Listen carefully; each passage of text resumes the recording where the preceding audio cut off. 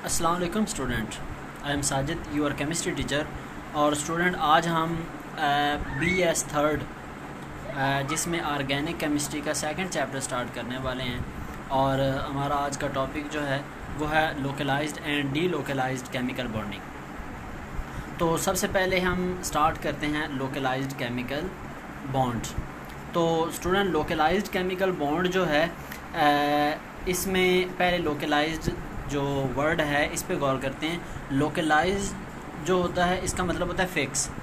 Student ऐसा chemical bond जिसके अंदर जो इलेक्ट्रॉन है जो दो एटम्स के दरमियान शेयर होता है, जिसको हम इलेक्ट्रॉन डेंसिटी भी कहते हैं, अगर वो इलेक्ट्रॉन डेंसिटी जो है वो दो एटम्स के दरमियान ही मौजूद रहे तो इस तरह के बॉन्ड को हम लोकलाइज्ड केमिकल बॉन्ड कहते हैं।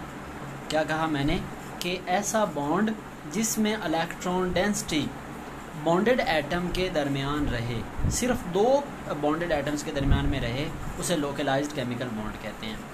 अ केमिकल बॉन्ड इन विच, जैसा कि स्टूडेंट इसकी डेफिनेशन जो है वो लिखी गई है, a chemical bond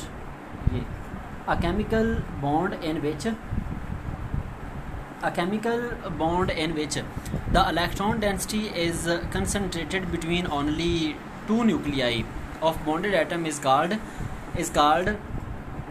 localized chemical bond, and electrons called localized electrons। जैसा कि स्टूडेंट दिखाया गया कि कार्बन और कार्बन ये दो एटम हैं और इनके दरमियान एक बॉन्ड बना हुआ है। इसी बॉन्ड को हम लोकलाइज्ड केमिकल बॉन्ड कहते हैं, क्योंकि ये वाला बॉन्ड जो है जो दरमियान में बना हुआ है जो कि इलेक्ट्रॉन डेंसिटी कहलाती है, ये इन्हीं दो कार्बन के दरमियान में रहेगा, ये कहीं और नहीं जा सकता। इसकी एग्जांपल्स में स्टूडेंट दिखाया गया है इथीन, इसी तरह इथेन और इसी तरह इथाइन। इनके अंदर जो दो कार्बन है और इन्हीं दो कार्बन के अंदर जो इथेन है उसमें सिंगल बॉन्ड है, इथेन में डबल बॉन्ड है और इथाइन में ट्रिपल बॉन्ड है। तो ये वाले जो हैं ये इन्हीं दो कार्बन के दरमियान में ही रहते हैं, ये आगे पीछे मूव नहीं कर सकते, इसलिए इनके दरमियान जो बॉन्डिंग है वो लोकलाइज्ड केमिकल बॉन्डिंग है। ठीक है स्टूडेंट। और इसके बाद पहला पॉइंट इसका ये है कि fully described by only one liver structure. Student जो लोकलाइज्ड केमिकल बॉन्ड होते हैं उनका सिर्फ एक ही लीवर स्ट्रक्चर होता है, उन मॉलिक्यूल्स का के एक से ज़्यादा स्ट्रक्चर नहीं हो सकते। इनकी bond energy, bond length, dipole moment और हीट ऑफ एटमाइजेशन स्टूडेंट इसको हम कैलकुलेट कर सकते हैं और इसकी वैल्यू जो है वो एक्सपेरिमेंटल वैल्यू के बराबर आती है। क्योंकि स्टूडेंट इनका सिर्फ एक स्ट्रक्चर होता है इसलिए इनकी कैलकुलेटेड वैल्यू और जो इनकी एक्सपेरिमेंटल वैल्यू होती है वो सिर्फ सेम होती है, वो डिफरेंट नहीं होती। जैसा कि स्टूडेंट एग्जांपल के तौर पे यहाँ पे मैंने एक मॉलिक्यूल लिया है जिसका नाम है 1,4-पेंटाडाइन। 1,4-पेंटाडाइन के अंदर स्टूडेंट जो बॉन्डिंग है वो लोकलाइज्ड केमिकल बॉन्डिंग है। और इसमें देखें दो जो हैं वो डबल बॉन्ड हैं, कार्बन और कार्बन के दरमियान दो ही सिंगल बॉन्ड हैं और इसी तरह 8 जो हैं वो कार्बन हाइड्रोजन सिंगल बॉन्ड हैं।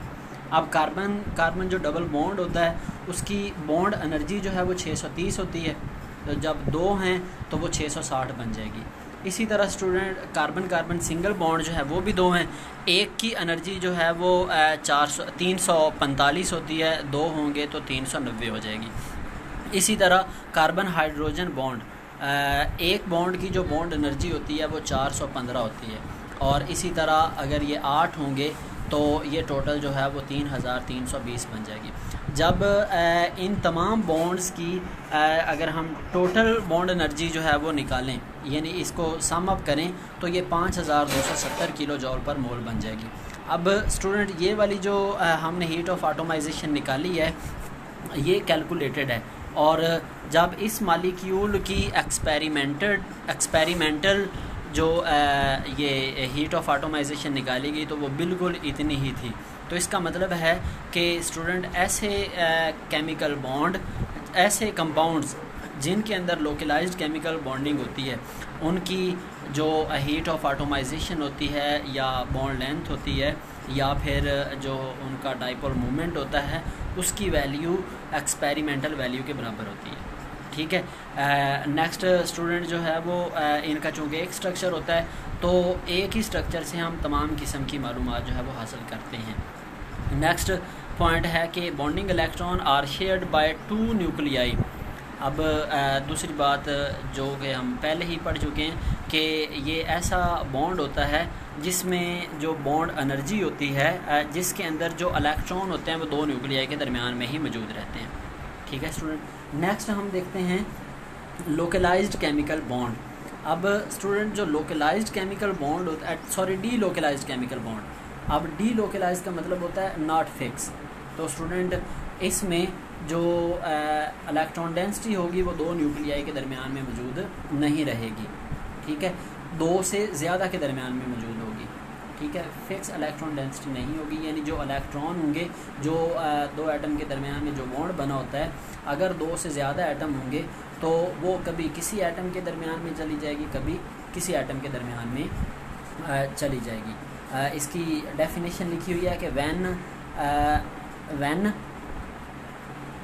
when the bonding electron are shared by more than 2 nuclei in a molecule, then the bonding is said to be delocalized chemical bonding.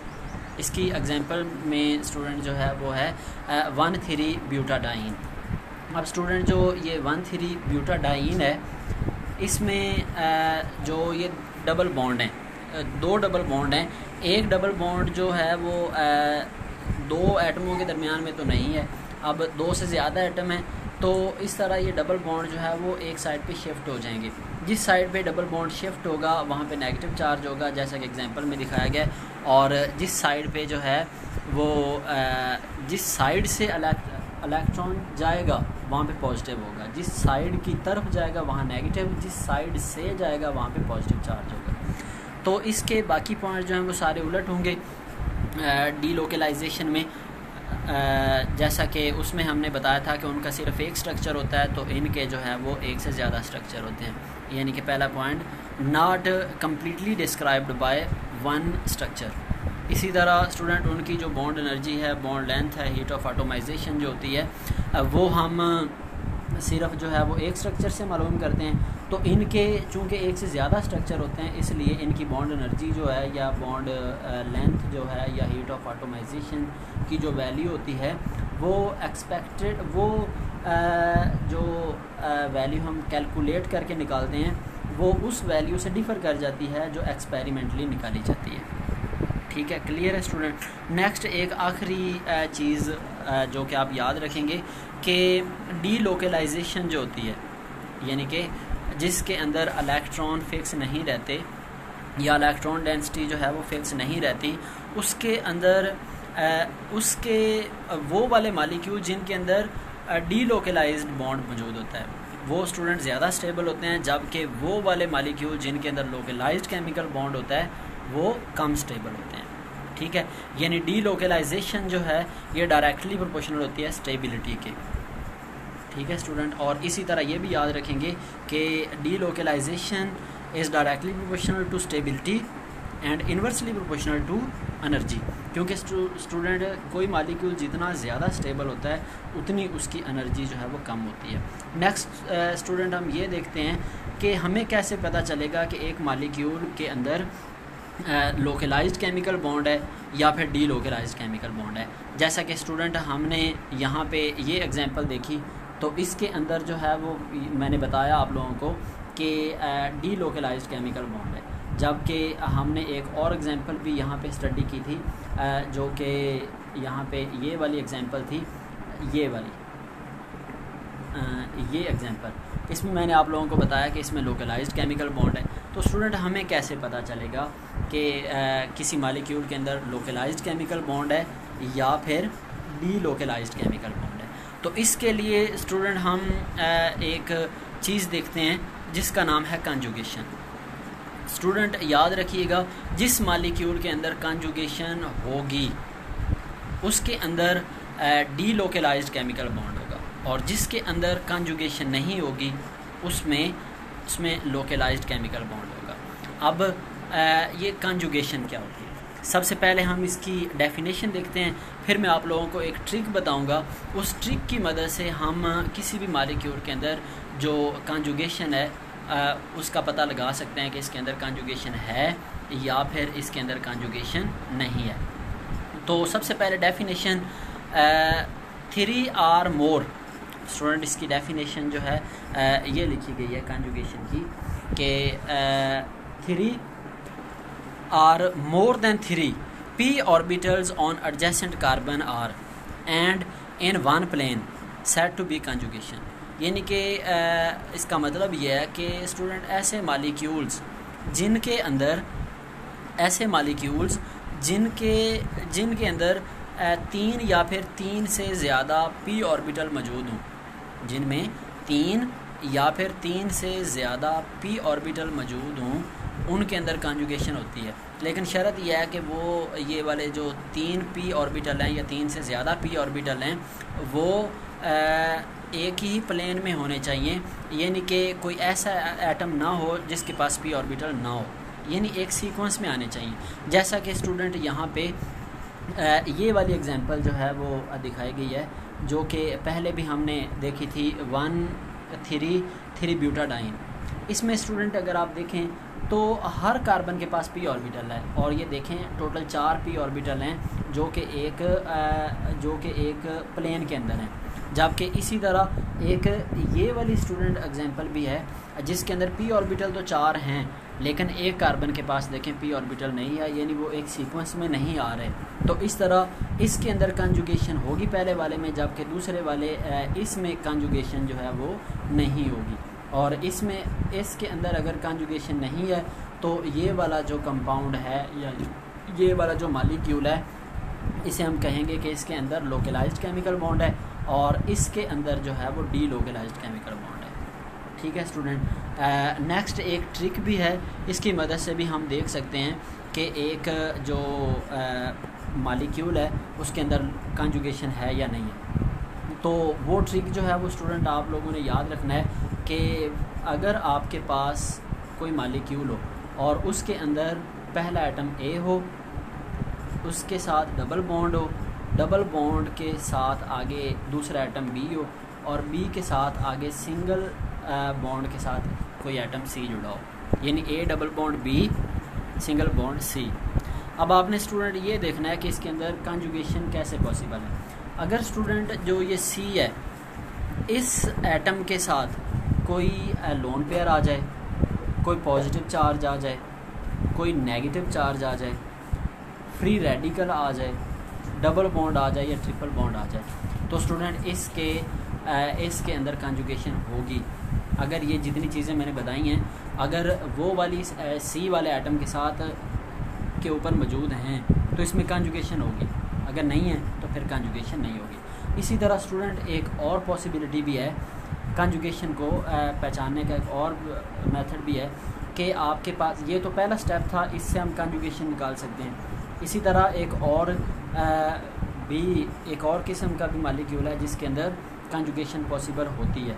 तो उसके लिए आपने ये देखना होता है कि पहला एटम ए होना चाहिए, आगे ट्रिपल बॉन्ड बी होना चाहिए, ठीक है, आगे सिंगल बॉन्ड सी, और सी के साथ वही सारी कंडीशंस जो मैंने पहले बताई हैं, यानी सी के ऊपर free radical, lone pair, negative charge, positive charge, या इसके साथ डबल बॉन्ड या फिर इसके साथ ट्रिपल बॉन्ड अटैच हो, तो फिर इसके अंदर कॉन्जुगेशन पॉसिबल है। ठीक है स्टूडेंट, ये दो तरह के ट्रिक हो गए। इसी तरह तीसरा भी एक आपने यहाँ पे देखना होता है कि इस मॉलिक्यूल के अंदर कॉन्जुगेशन है या फिर नहीं है। तो उसके लिए आप स्टूडेंट क्या देखते हैं, अगर आपके पास इस तरह का मॉलिक्यूल है ए सिंगल बॉन्ड बी, तो इनमें से किसी एक के पास अगर पॉजिटिव चार्ज हो और दूसरे के पास नेगेटिव या फिर लोन पेयर्स हों, ठीक है, तो इस तरह के मॉलिक्यूल के अंदर कॉन्जुगेशन भी पॉसिबल होती है। ठीक है स्टूडेंट, तो ये था हमारा आज का टॉपिक, जिसमें हमने ये देखा कि लोकलाइज्ड केमिकल बॉन्ड क्या होता है और डी लोकलाइज्ड केमिकल बॉन्ड क्या होता है। एक दफ़ा रिवाइज करवा देता हूँ। लोकलाइज्ड केमिकल बॉन्ड वो बॉन्ड जिसमें इलेक्ट्रॉन डेंसिटी 2 न्यूक्लियाई के दरमियान फिक्स रहे, जबकि डी लोकलाइज्ड केमिकल बॉन्ड वो बॉन्ड होता है जिसमें इलेक्ट्रॉन डेंसिटी 2 से ज़्यादा न्यूक्लियाई के दरमियान में मौजूद रहती है। ठीक है, इसी तरह मैंने आपको बताया कि जो लोकलाइज्ड केमिकल बॉन्ड होता है उनके मालिक्यूल का सिर्फ सिंगल स्ट्रक्चर होता है, जबकि जो डी लोकलाइज्ड केमिकल बॉन्ड होता है उसके मालिक्यूल्स का जो स्ट्रक्चर हैं वो एक से ज़्यादा होते हैं।